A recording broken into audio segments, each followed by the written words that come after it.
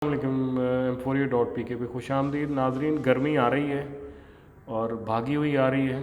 अभी फरवरी का एंड है और हम देख सकते हैं, महसूस कर सकते हैं कि धूप में बैठना अभी से शायद हम ज़्यादा देर बैठ नहीं सकते। तो आगे सीज़न भी चेंज होगा और हम सख्त गर्मी में जाएंगे।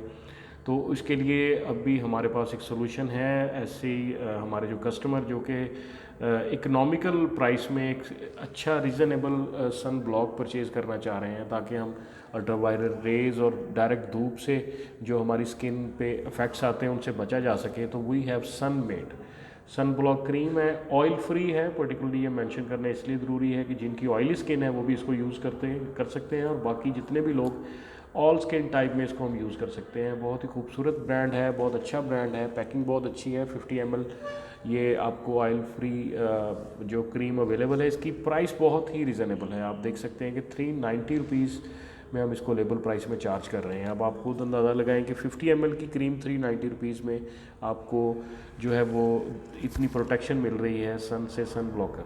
तो आज ही ओरिजिनल ब्रांड ओरिजिनल प्राइस पे परचेज़ करने के लिए M4A.pk पे विज़िट कीजिए। बहुत बहुत शुक्रिया। अस्सलाम वालेकुम।